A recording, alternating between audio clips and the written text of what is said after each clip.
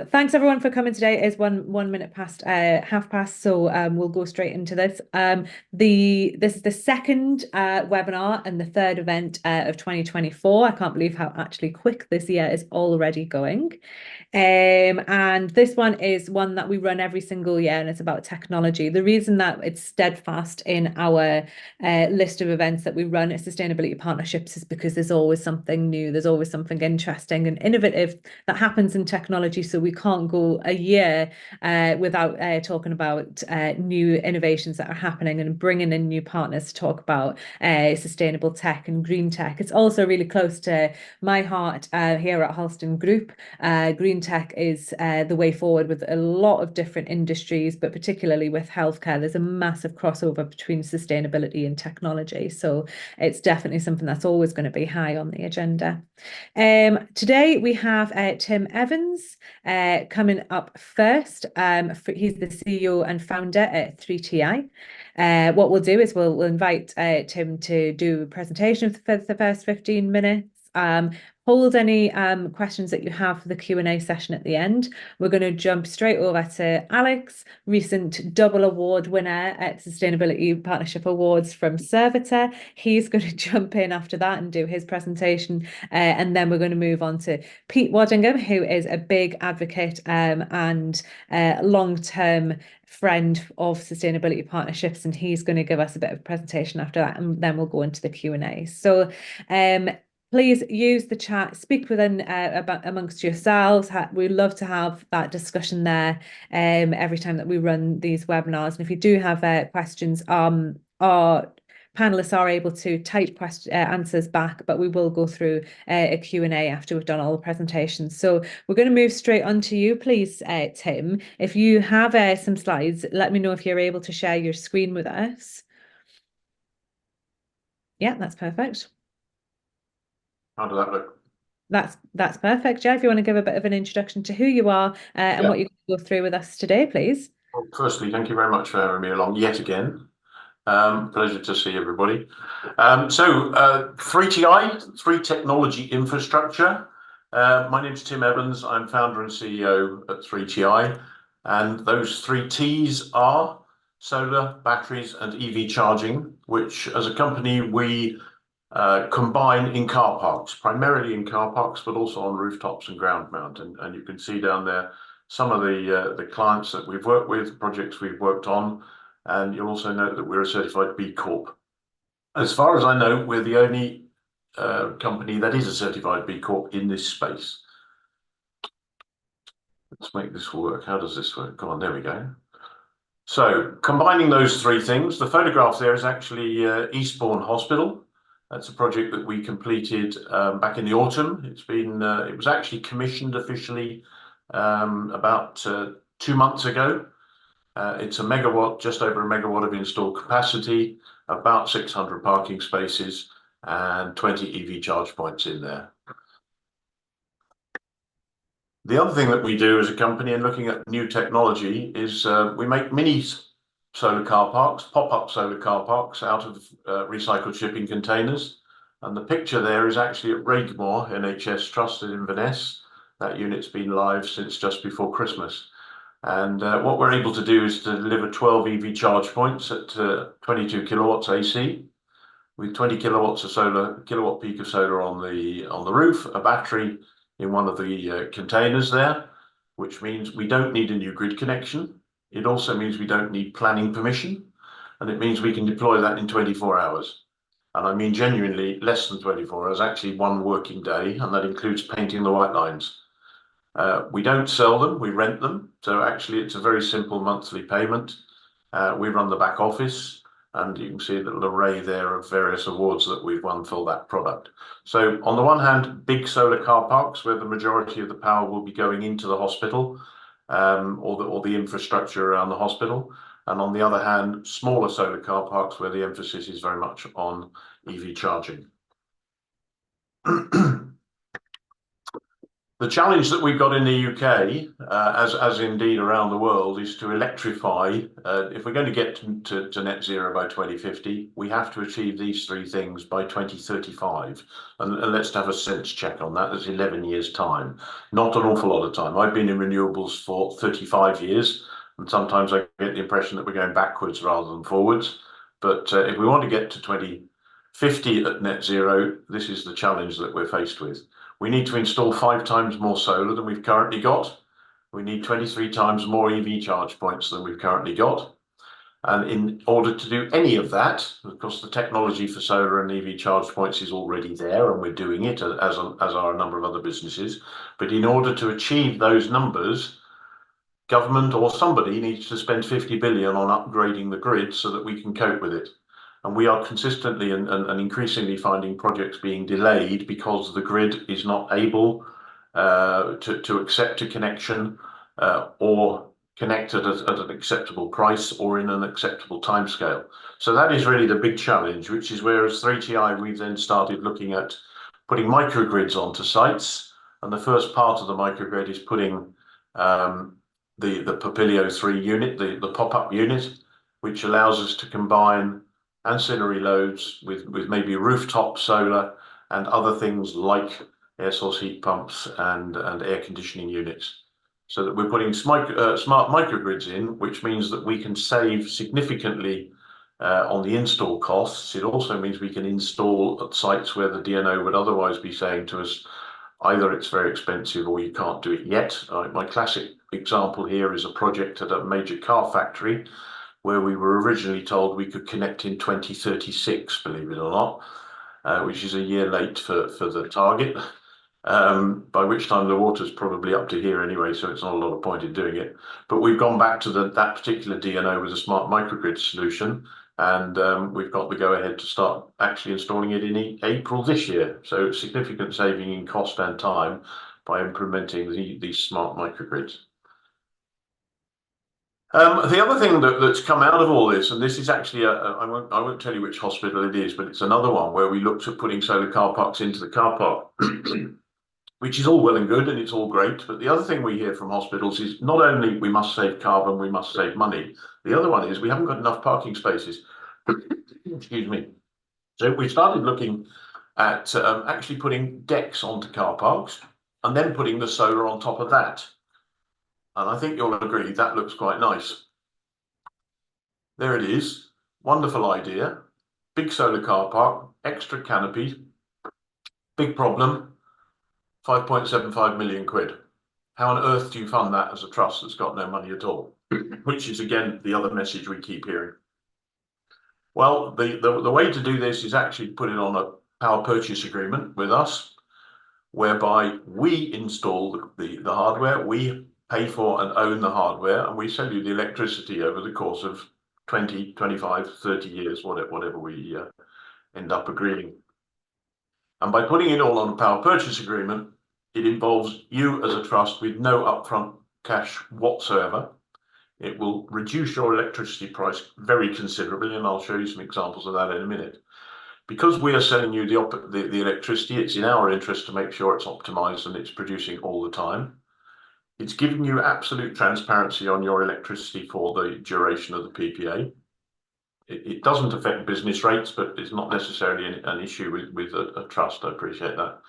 But you also have no operational responsibility. We do everything for you. We pay for it. All you do is buy the electricity. And if we start putting some of those numbers, and we've come back to the one at Eastbourne, and just to give you an idea of what goes on there. Per parking space, and bear in mind Eastbourne is 600 spaces, we can get 4 kilowatt peak of solar on a car park. That's roughly what most people have got on a 3-bed semi. They'll have 4 or 6 kilowatt peak on the roof of their house if they've got solar. But by putting 4 kilowatt peak onto a parking space, that allows us to generate, we would expect to generate, and I'll accept Eastbourne's probably sunnier than it is in Birmingham, but we can get something in the region of 3,500 kilowatt hours or 3.5 megawatts off one parking space. If we put that on a PPA, it would cost about 15p. And I think most people would accept that we're currently paying about 30p, maybe more. And so I've seen people paying up to 80p, in fact, and I've seen plenty at 50p. But I'm sure most people would recognise that number of about 30p. So per parking space, if we put a power purchase agreement in at half that price, you don't have to be too clever to work out that you're going to save £525 per parking space. It's a huge sum of money, and that's guaranteed for 25 years or 20, 25, 30 years, depending on the power purchase agreement. A huge sum of money. And earlier in the week, I went to a hospital that had 3,000 parking spaces. That saves that hospital £1.5 million a year. Just think about it. £1.5 million a year from one hospital. The problem that we have when it comes to implementing it is nobody seems to be able to make a decision. And we have to go through a procurement process. Oh, we must go to tender, or we must apply for a grant. But when you start spelling this out to people and saying, look, you're going to save £1.5 million a year, why are we going out to tender to make sure we're not overpaying on a project by 50,000 and delaying the project by a year? And why are we applying for a grant which might give us half that sum of money, and in the meantime lose 1.5 million because we're waiting for the grant decision? This project I actually went to see this week, we've been working on for 3.5 years, getting somebody to make a decision. In that 3.5 years, that NHS trust would actually have been £4.5 million better off if we'd gone ahead and done it. So this is a sort of a reality check for everybody, saying all this technology is here. It all works. We've done it. In the private sector, we're building units within 6 to 12 months, from the day we first meet people to the day it's being switched on.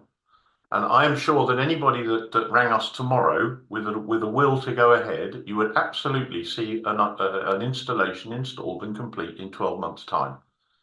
As an absolute maximum, including planning permission, including funding, including grid connection. And I don't understand, with all this money lying around the place, why we're not doing something with it. If we look at that as a projection, we've got two options on a power purchase agreement. Let's assume that we're paying 3p at the moment, 30p at the moment, and let's apply inflation to that. That's what the NHS expects to be paying for its electricity over the next 30 years. If we put it on a power purchase agreement indexed to inflation, that's where we end up with the green line. But there's then also an option to say, we'll ignore inflation, we'll give you a fixed price. It's slightly more expensive today, but it will stay that price for 30 years. These are the sort of things I'm sharing with NHS trusts, but I am struggling, we are all struggling in this industry to find people who are able to make decisions and commit to doing these things. We have, as I said, built the first one at Eastbourne.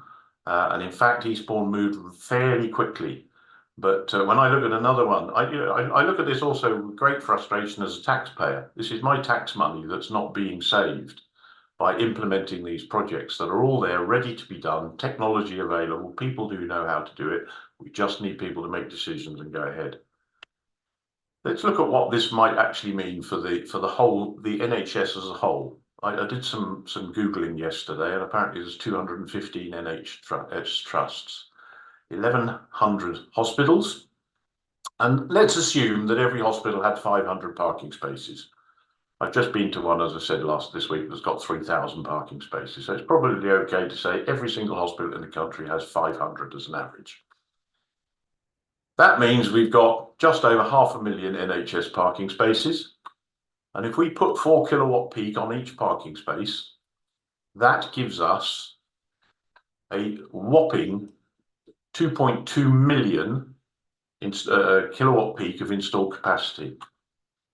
That means that as an NHS, we'd be producing 2 million kilowatt hours of annual generation.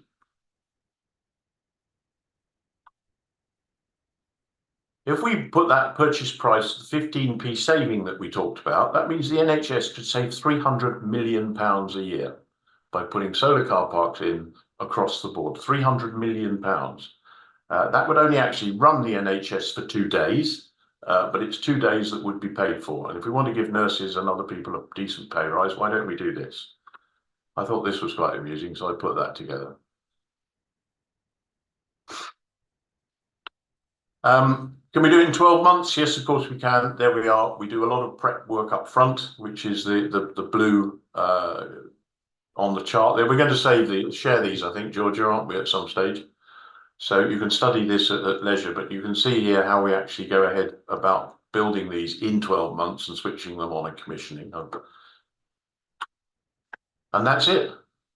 That was way less than 15 minutes, wasn't it? It was about 12. Well, there you go. But so I do appreciate your haste today. I thought I know what you're like. I thought we might be pushing you off, but you've done well actually. Surprised me today. But we might have a lot more to say in the Q&A. You've actually already had a couple of questions come in, so Food for thought.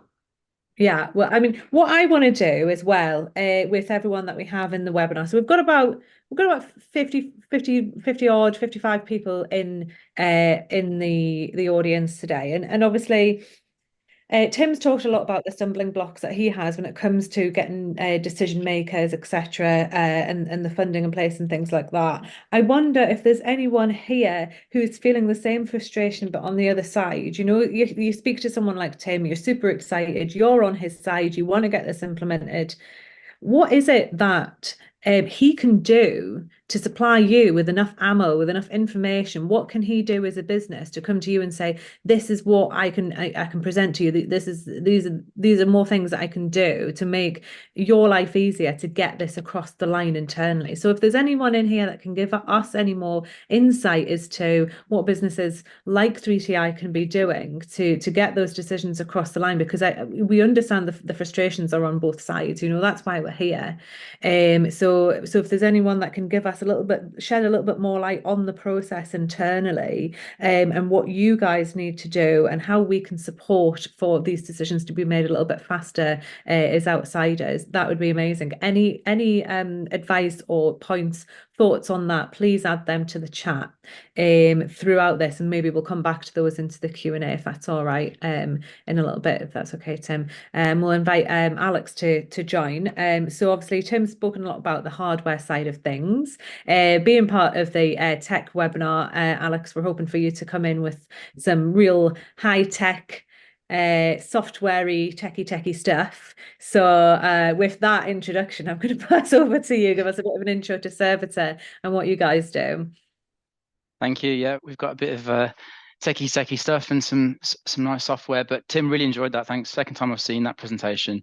It's really compelling. I've got solar panels at home, so on a smaller scale, I'm seeing the massive value from them. So hi everybody, thanks for having me again, Georgia, and really pleased to be here and excited to share this presentation with you all. My name is Alex Drew. I'm the Sustainability Director at Servitor.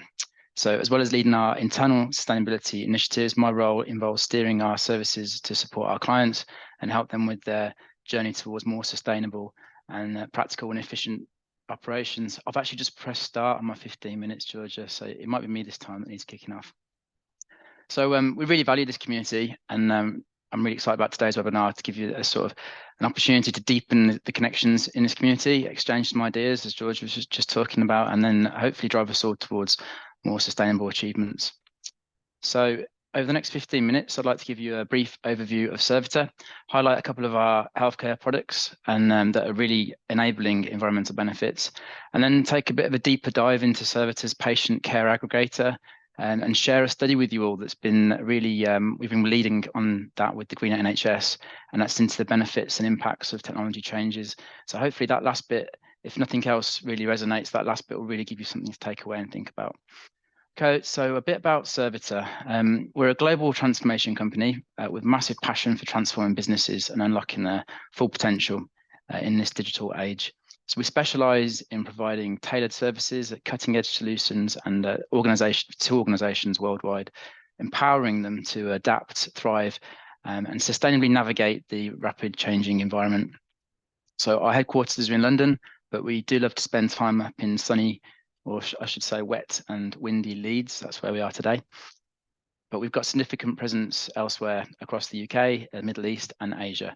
So our commitment, as you can see on the slide in the middle there, it spans various sectors from professional services to telecommunications, but our specialist focus really is in the healthcare industry, which represents about 80% of our global endeavours. So our approach, as you can see on the right-hand side of this slide, is really quite diverse, and it varies and is tailored to each client. Ultimately, though, assisting them in implementing sustainable transformation changes. So our work embeds sustainability and greener tech principles as standard and by design. This really is this focus in technology delivery and creating solutions that are sustainable in themselves that will help us promote conscious and efficient consumer behaviours elsewhere. So I'm going to go through a couple of examples now of what exactly I'm talking about. So this slide is talking about virtual wards. I'm sure many of you have heard of a virtual ward platform. Essentially, it provides clinicians an ability to monitor patients' vitals and their disposition via wearable devices like Fitbit or Garmin or Apple Watches. Servitor have built a premium virtual ward solution that enables real-time monitoring and integrates via Bluetooth with a range of those medical devices. Servitor is coded in the National Early Warning System algorithm, which sets the threshold for patient vitals, and it's currently providing that solution via the NHS Health Core Solutions. So that system is live. Clearly, the business case for virtual wards is to get patients home sooner, and there are known health benefits for being able to recover from the comfort of your own home, even if you're from Birmingham like me. But there's also significant resource benefit, increasing bed capacity, and I think you'll all have heard about the challenges in that space. The thing is, though, if you look at this from an environmental lens, you can also see that a virtual ward solution helps reduce travel to and from the ward. Therefore, fewer cars on the road, less carbon emissions from vehicles. It's reducing the cost to serve, which is also reducing the energy to serve, and it's enabling a reduction in did not attend DNAs, reference follow-up appointments, and I'll talk a little bit more about DNAs later. Another example is a product of ours called Sophie.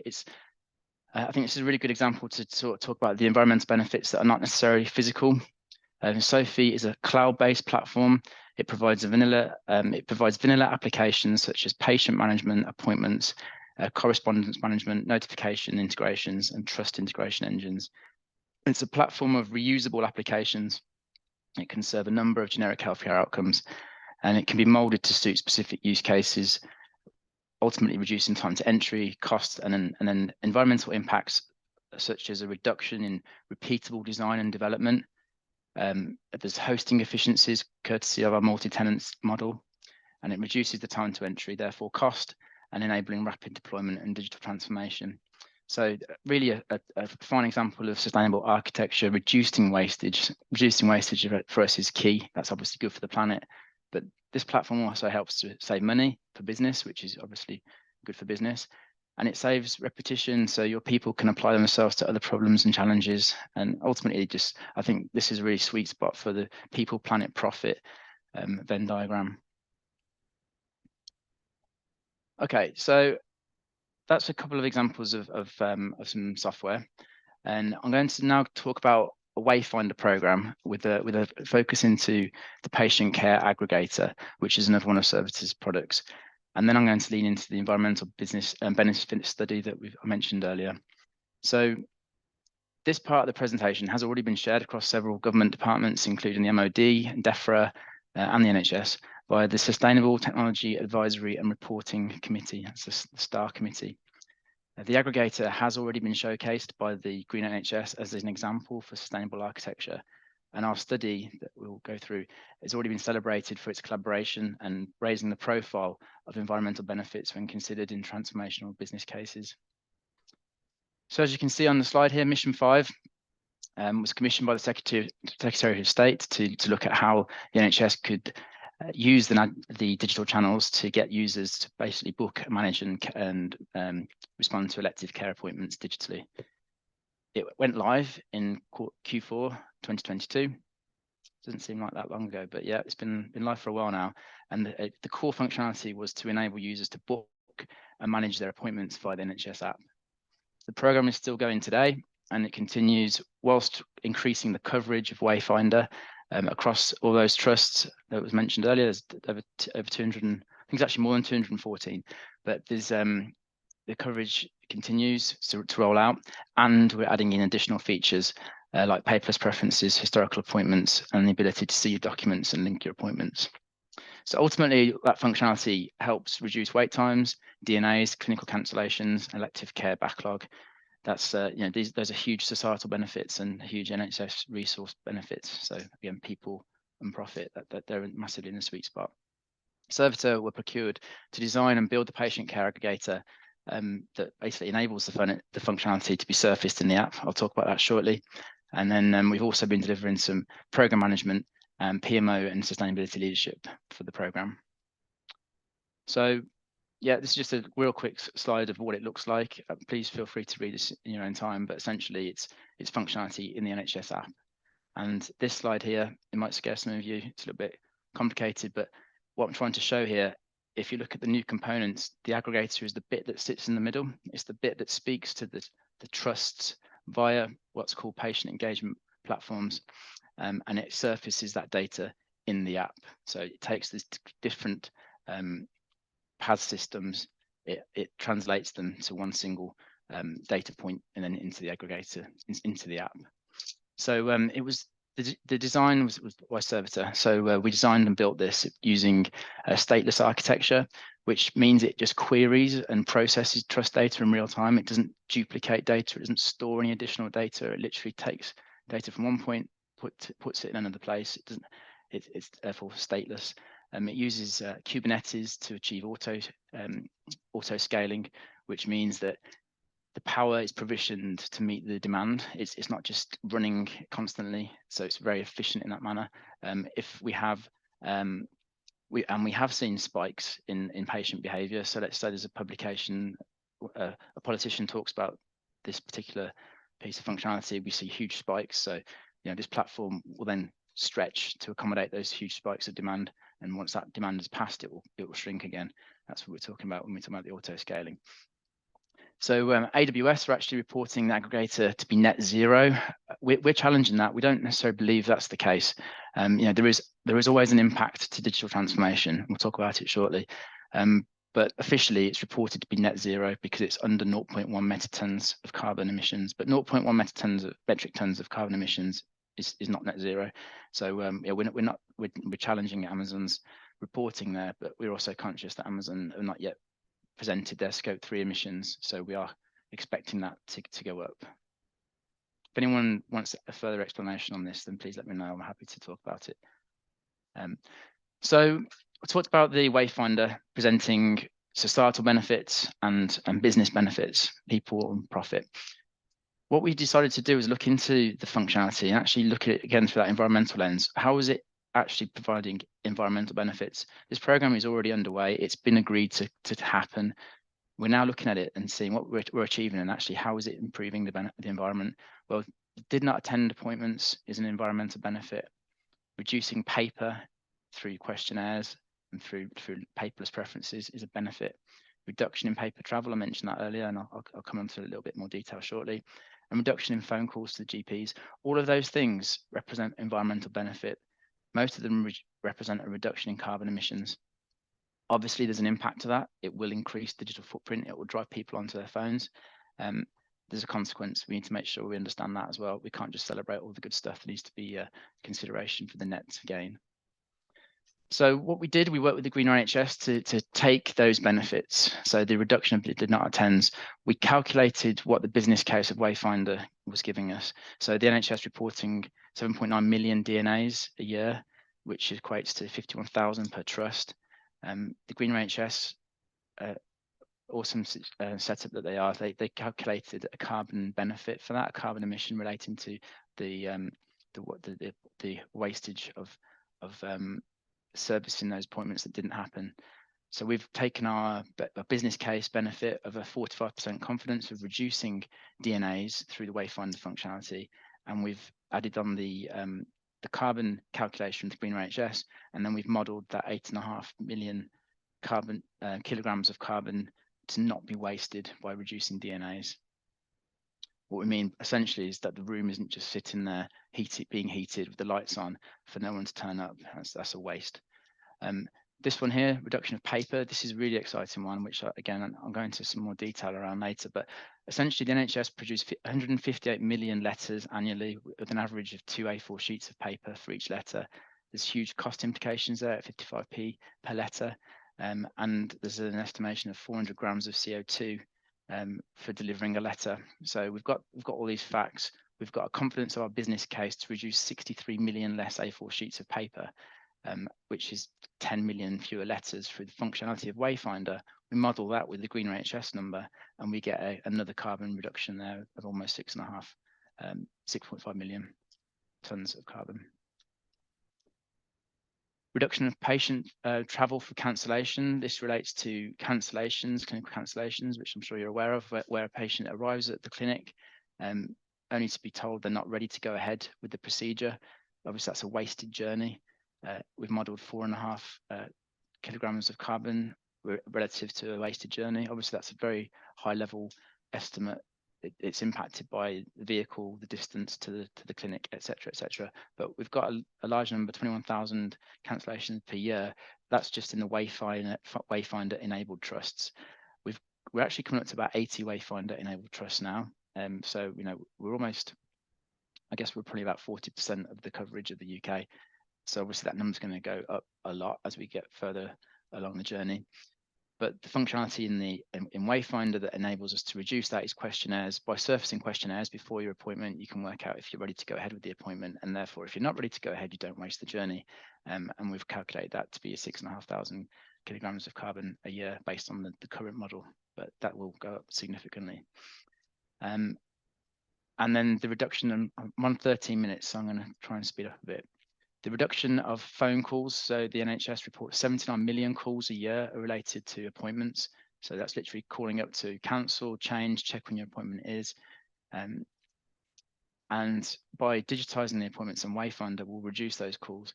And we are able to reduce it by 152 million minutes on the phone a year. Again, there's a carbon benefit associated with the reduction of telephone calls, 15,500. So there's some key takeaways. There's some good numbers there. 152 minutes on the phone, 63 million A4 sheets, and then several thousand tons of carbon either not wasted or reduced. That was basically our initial study based on the findings of our business case. But we actually started thinking there's more in this. So we looked at the reduction of paper, for example, and we've modeled that letters. But actually, if you reduce letters through Wayfinder, then there's a whole lot more to it. There's also printing, there's distributing, there's the staff resource of actually putting paper into the letters, storing the letters for the facility for the materials, the envelopes and the stamps. There's a lot more to it. So we started looking at actually how can we really understand this environmental impact and benefit, because there's more to it. And we took this to the trust, and we got 13 trusts to volunteer for a deeper study. And that study's going really well. We've had a few responded to the survey as of today. We've actually got a student from Leeds University who's helping us model this deeper. And I'll just share on the screen here why this is really important, because for a trust point of view, they'll get a deeper understanding into the benefits of paper letter reducing initiatives. They'll also be given a methodology or a questionnaire for taking part in future studies. And it gives the trust a consistent communication mechanism. We're actually giving them a platform to share ideas and good practice. For the Green NHS, it gives them a carbon emission factor for paper and letters, which they can use across any technology transformation change. Next time there's a project that's reducing paper, they go, hey, well, here's a benefit you may not have realized you're going to achieve. And for Wayfinder, it gives us an even stronger business case. We've already got a business case. We're already happy to proceed, but actually there's even more value that we've unlocked, which is really exciting. And then I've added to those. Those are our win-win-wins. There are some additional benefits there. I'm just going to call out because I know I'm at time. It's helping the Green NHS with the wider net zero objectives. It can help influence our roadmap and our priorities because we know what trusts need.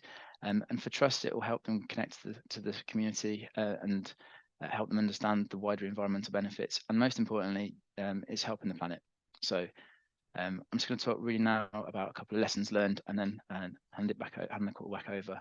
So some key lessons learned. Again, if there's any one thing you take away from today, I think let it be this slide.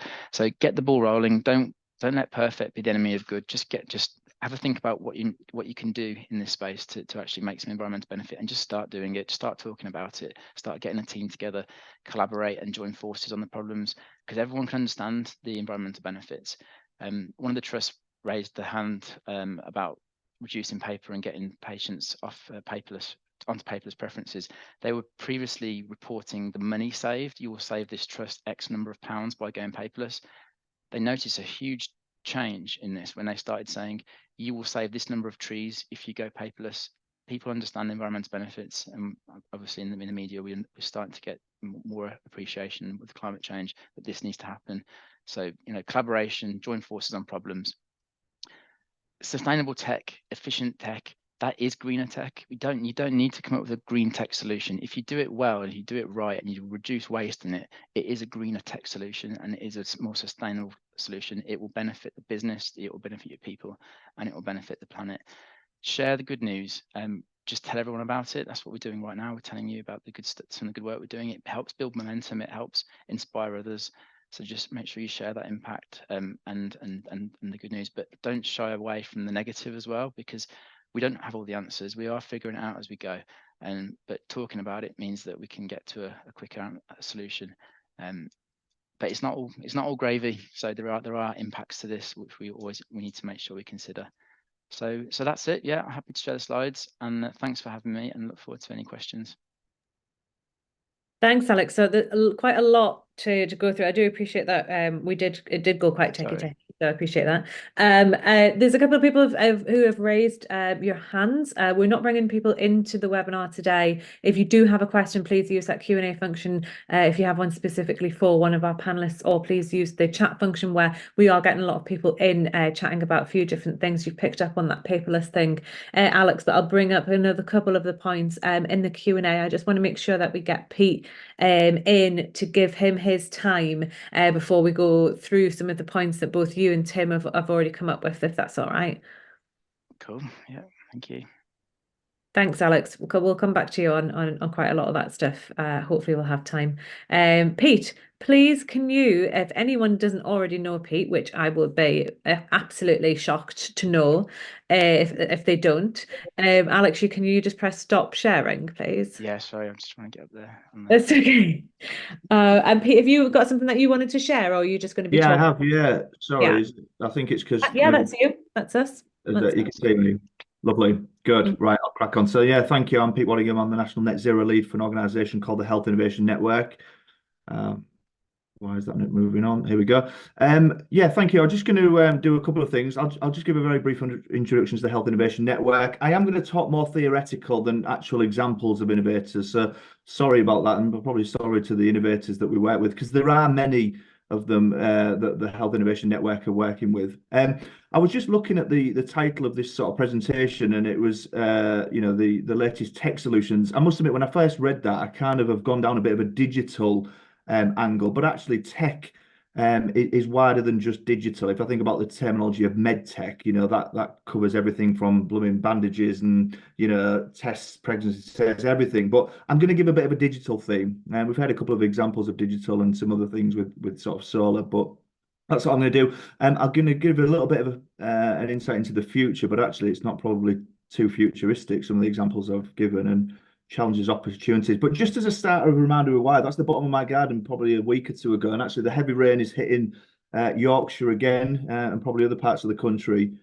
So I think we do need to remind ourselves, why are we doing this? It is massively important to address net zero, and I hope you will all kind of share your stories with people and talk about this topic, and keep making sure that net zero and climate change and climate adaptation get front and center stage. That's not to say that there's not lots of other important topics going on, and they are all interwoven. We absolutely need great patient care, but it is all interlinked, and the reality is that if we don't address this, we're going to have some serious problems that we're all experiencing now and in the future. In terms of the Health Innovation Network, I'll let you go and check us out for your own in your own time, but we were set up in 2013 to help fund and spread innovation amongst the NHS. We've got our fingers in lots of pies, from cardiovascular disease to cancer, respiratory, patient safety, medicines, etc. And as I said, I lead on net zero, which is a bit of a cross-cutting theme. We've got if there's any companies on the call that aren't registered with the Health Innovation Network, please do go onto our landing page. There's a section at the end where you can fill in company details and just make yourself known to us. And in terms of the network, there are 15 health innovation organisations up and down England. So we're all geographically tied to our local systems, work really closely with our ICBs and our trusts on the ground. And as I said, I work at a kind of national level. In terms of this sort of topic today, what I'm going to focus on, I said I've gone down a very sort of digital side of things, and I stole that picture. But it is everywhere, isn't it? Now if we think about it, there's lots of great digital work happening, and I just wanted to bring to life some themes. I say I'm not going to go into examples of innovators as such, but these were kind of just 6 that I jotted down of companies that we're working with and we see. So we've just heard of a couple of examples then, but there's work happening on patient communication platforms to prevent patients having to be sent letters, or making sure that they're informed and only coming for appointments, etc. Sort of linked to that is the electronic patient records and all the information that goes with it that might help the planning of things like surgical interventions, etc. There's remote monitoring, again, what we've heard a little bit about as well, and virtual wards. Loads of work on diagnostics. I'm doing some work on estates, and again, we've heard an example of that. That might be things to do with energy or facilities management and air quality as well. We've got innovators working in that space, and then also things that help support the operational side of things, as in like the logistics of how staff are traveling, how staff are traveling to patients, and even things about food, and then lots of digital on other areas like self-care and rehab. I was on a call yesterday where they were talking about respiratory care and asthma care. So there are lots and lots of digital examples that can help net zero. And some of those companies have started doing that thinking, as we've just heard from Alex, which is great. So there's lots of examples of that, but we do need to get more to think about the net zero benefits. But also, as a bit of a kind of caveat, digital does, of course, have a carbon footprint. But there is lots of evidence out there that there's a reduced impact. But we do need to just be mindful of that. Digital isn't without its footprint. The servers, the hardware, et cetera, that goes with that. So we need to make sure that we model that through as well with any savings. But as I said, I'm really convinced that it does add benefit. And then the other thing I just wanted to quickly mention is, like, it often gets talked about when we talk about digital as well, the health inequalities or access. And I'll be honest with you, in terms of my kind of position on this, I don't think it's a barrier. Again, I've heard lots of people talk that actually people in our deprived communities are digitally enabled. But that doesn't mean that everyone is. I mean, I think about my mum, for example. She's not very good at digital. She does try her best, but she's not very good. But the reason I like digital as well is because, in theory, this isn't about replacing those services that humans need to access, or patients need to access, that human element, should I say. But actually, I think we need to free up that capacity because the NHS is under such pressure. So, there are people, of course, that can't access digital, and I get that, but I think there's real benefit. And as I said, sometimes the people that we think can't access services, actually, there's a lot of great evidence that shows that they can. So I think, we should be flying this digital flag, and we should be flying this net zero flag. And just in terms of sort of futuristic thoughts, just 3 I put down. I mean, topics that I'm really interested in. I am really interested in AI. I've got a workshop coming up in a month's time where we're looking at AI and net zero and sustainability. Immersive technology, people might know that I'm interested in that topic. And again, we've got to get better use at like this circular economy, because as I said, waste, electronic waste and e-waste is a problem, actually. There's piles of it happening all the time. So every time we introduce a new digital product, a new hardware, and some examples in the bottom right hand corner with the Vision Pro, the Quest, which under that immersive technology, it does have a footprint. But as I said, there's people out there that are changing that circular economy model and making sure that actually the precious metals that are going into some of this kit are getting used. We've got very limited natural resources. I saw someone post yesterday on a webinar I was on, but 40% of the Earth's elements are under threat. And we've got a finite limit of those. So we've got to start changing these models of delivery and get better at the circular economy. But as I said, I think there's some real benefits to some of these technologies. And again, we probably heard some of that, but AI can help us find the answers that we need and help us navigate the complexity of net zero, the complexity of managing our own health, etc., etc. So I do think the future, and as I said, it's actually here now in the present, but I think there's real opportunity. So, let's kind of keep embracing that with a bit of a sensible head. So I just wanted to finish on some challenges and opportunities. We've got to keep making sure that we do assess the carbon impact and the benefit of the thing that we're looking to deploy. And, that requires net zero skills and competencies. It may require third party verification and assessment just to make sure that, we're not greenwashing, which is a phrase that people might have heard of. But there's also another phrase that I really like, which is green hushing. And again, Alex has touched on that. We can't be frightened of talking about the net zero benefits that we think they can bring. So sometimes people can get very frightened about talking about the benefit. And that's where the phrase green hushing comes from. Funding is often seen as a barrier with some of this, testing and evaluation and large scale adoption. Interestingly, the presentation from Tim, I know you were talking about sort of alternative funding models. Actually, there's some barriers to them, and hopefully we can get into that discussion in the panel. Procurement is often seen as a bit of a barrier. There's lots of frameworks, certainly with something like digital. They're actually, consolidating them, I think, as we speak. But often people, when they go out to tender or buy things, they sort of buy what we've always bought because, people aren't always aware of the alternatives. So we've got to keep sort of showing people what innovation is out there and what opportunities there are. I really like this one. I love collaboration between innovators. I think that's massively important. And actually, I get a lot of people coming to me where I think actually they think the NHS is the customer, but it might not. And that links to the last point. We've got to help the supply chain. I passionately believe that there's help the NHS. We've got to help the supply chain. We know about 60-70% of the NHS's footprint is in its supply chain. So we need to make sure that we don't always think this is about the NHS. This is about our supply chain using digital, embracing digital, reducing its carbon footprint. And I'm going to finish on this last kind of quote, which is not verbatim, but I did hear it the other day. But if it's costing you more to do net zero, you're probably doing it wrong. And I quite liked that because, there is this feeling that net zero is another task to do and it's going to be expensive. But I really like that quote. So that's all from me. And hopefully there's enough time for a bit of a discussion. Thanks, Pete. Very much the man with fingers and lots of pies, as I explained earlier on. So thanks so much for sharing all of that kind of stuff. We will be sharing a link to Pete's event on AI if anyone wants to sign up for that. People have also asked about all of the presentations, all of the slides. I know a lot of people are looking for Tim's slides. They will all be available, as will the webinar, in a write-up on our website in the next week or so, that everyone here and everyone who's signed up to this webinar will get access to.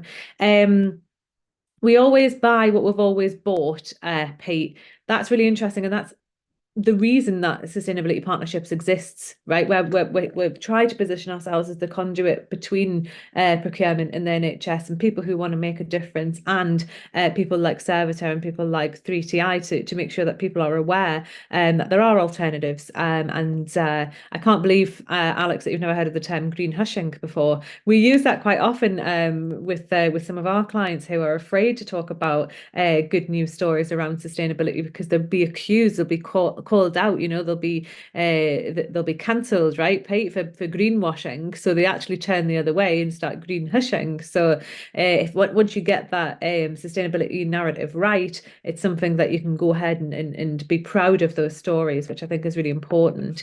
You don't have to put your hand up, Tim. You can feel free to jump in. Did you have something that you wanted to reply to? I was always told to put my hand up before I asked a question. No, I just wanted to add to what Pete said, and you've just repeated it. We always buy what we've always bought, and that sentence actually carries on in the way we've always bought it. Yeah, for sure. And I think sorry, just to add on that. I mean, there's the other phrase is, and I'm probably not going to get it right, but if you always do what you always did, you're always going to get what you always got. There's that phrase, isn't it? And I think there's probably elements of that in that procurement.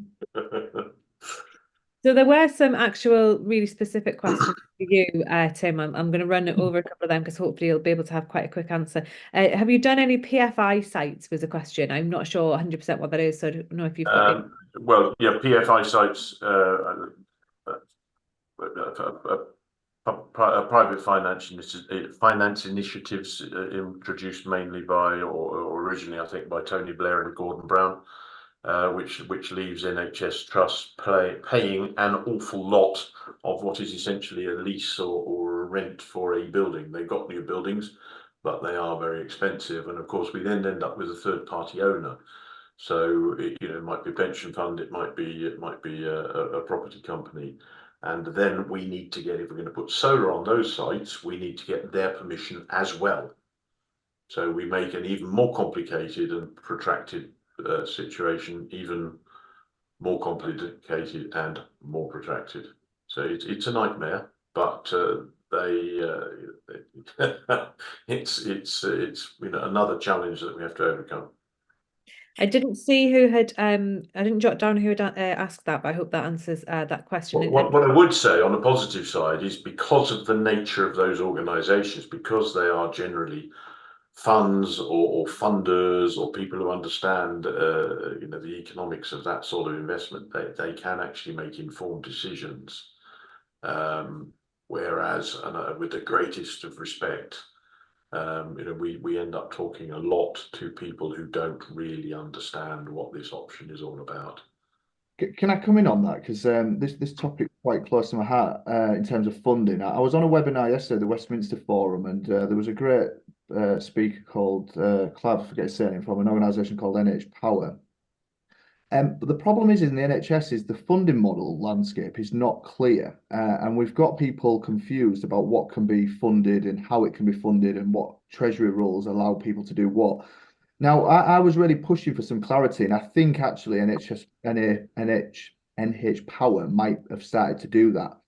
But actually, the problem, and I sense it in your frustration, Tim, in your presentation, and we often try and manage the expectations of innovators. There is a lot of frustration. Well, why wouldn't the NHS want this? Mm. But actually, there's some barriers and some knowledge sharing that we need to do, and some very definitely clarity of that, because people think they've got the silver bullet answer and the way to fund things, and there are problems because the NHS, unfortunately, is lots of different institutions with different legal statuses and ways that. So we've got to help navigate that. I believe the answers are out there, but they're not always easy to find. Mm. But it is interesting, and I come across this sort of. People seem to delight in finding reasons why things can't be done. We are starting on site. Compare the NHS or any government body, whether it's local authority or whatever it may be, education.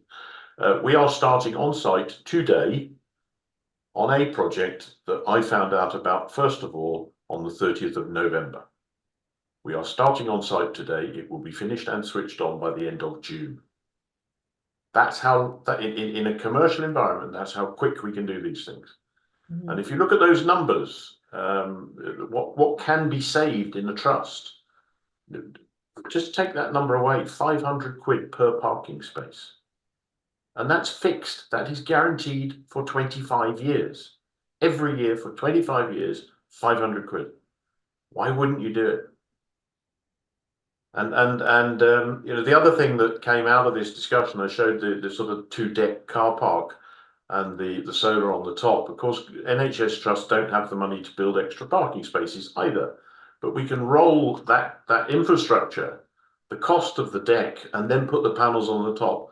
And then instead of spending 15p on your electricity, maybe you're paying 30p on your electricity, but you've got 500 more parking spaces that are bringing you an extra £200,000 of parking revenue every year.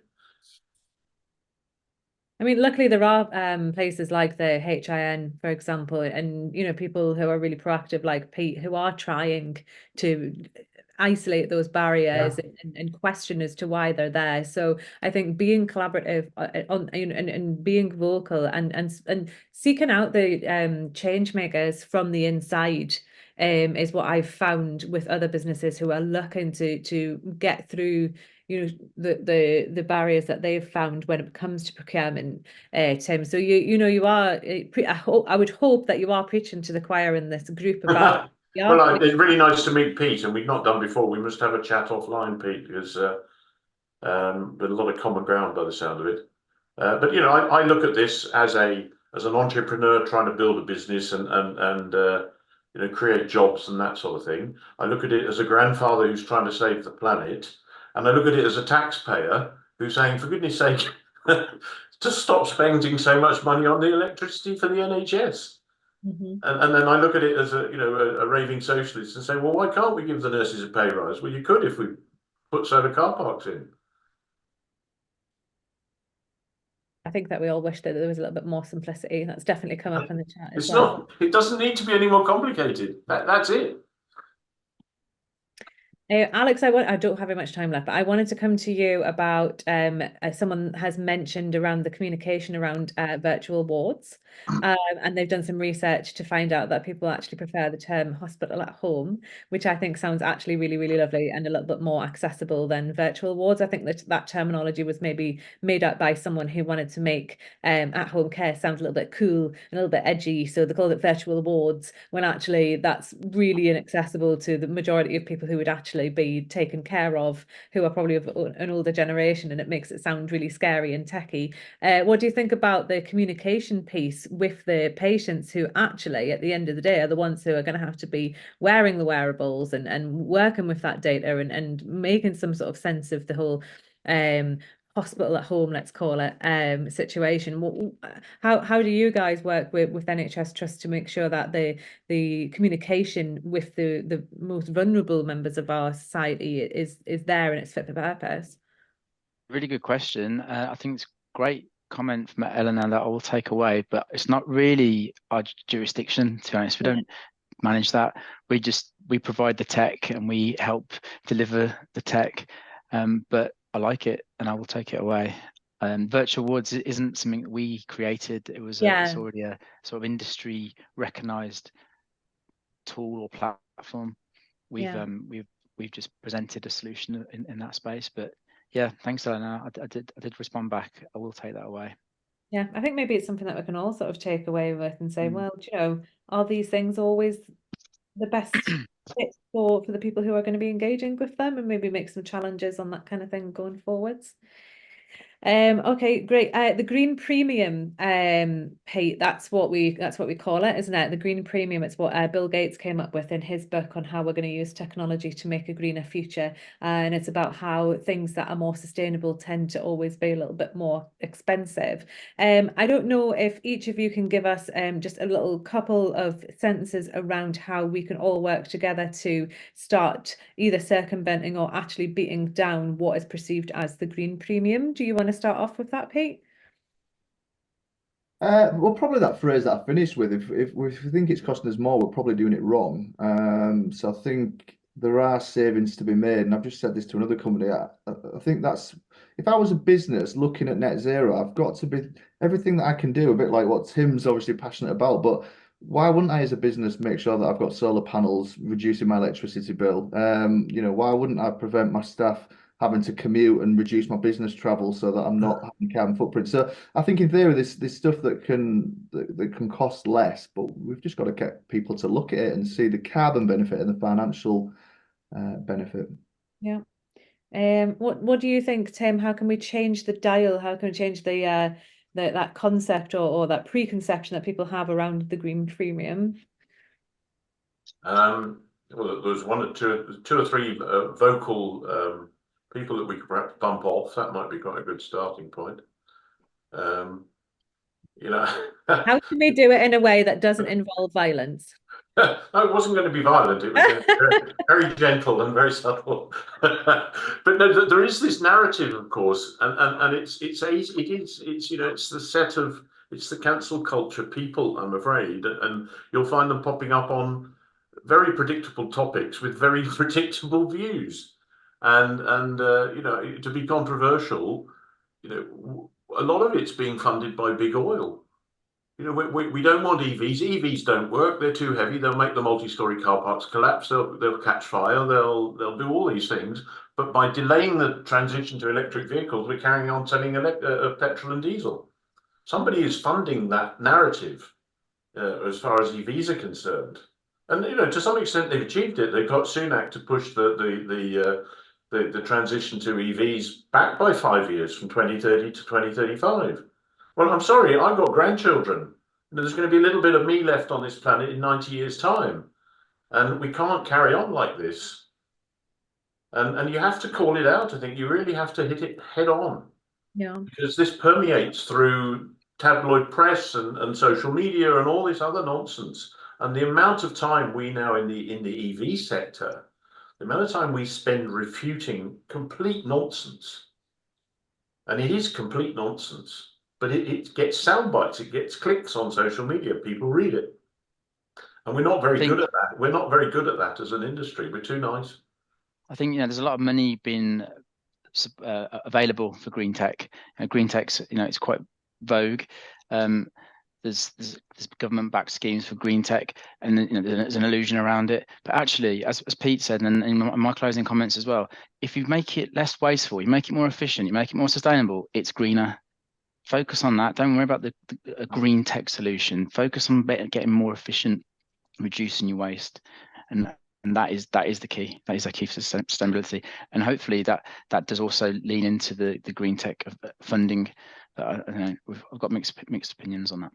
But it is really calling it out. It reminds me of a tutor. I did a master's in renewables in Austria about 20 years ago, and one of the tutors said, if you get enough fleas on the back of an elephant, you can make it fall over. And he was referring then, big oil was the elephant. And if there's enough of us calling it out all the time, every time, and making all these statements, you've got to get the message home. Because if we don't, yes, unfortunately it's taken a war in Ukraine and several 100,000 of people being killed to push the the oil price and therefore the electricity price up. Suddenly people are interested in climate change. I've been doing this for 30 years and people looked at me as if I come from another planet. But it's taken a war in Ukraine for people to suddenly take climate change seriously. And it's not actually climate change, it's the price of the fuel that they're using. And you'll still hear, I'm a regular contributor to LBC, and you will still hear people saying, oh, renewable energy is more expensive. It is not. You're paying 30p for your electricity at home. We can generate it for 6p from solar. It is completely wrong.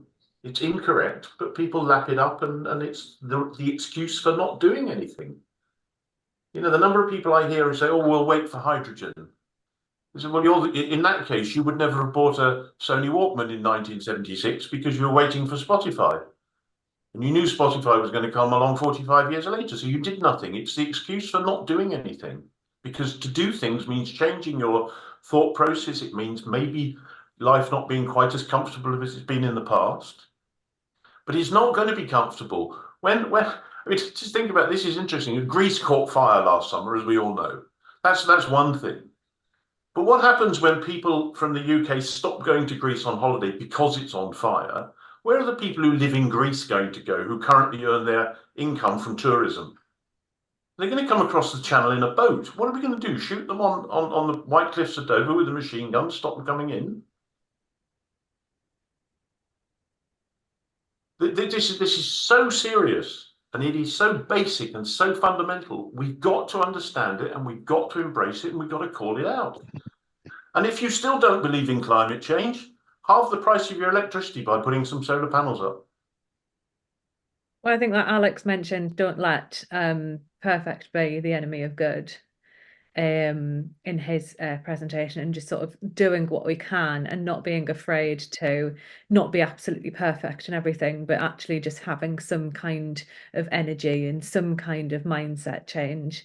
We are running over on the webinar. We are having people drop out. The last thing that I needed to say was we are running a Green Tech conference here in Leeds on the 25th of April. If anyone's interested in hearing a little bit more about that, the morning session is going to be dedicated to to green tech businesses themselves, and the afternoon session is going to be dedicated to businesses who would like to implement green tech. So anyone in heavy industry is more than welcome to come and visit us here in Leeds. My team has just managed to put that event in without me even asking into the chat. So anyone is more than welcome to sign up to that and see us in real life here in Leeds if you can make it. Obviously, with all of our webinars, with all of the different topics that we have to talk about, we could be talking all day.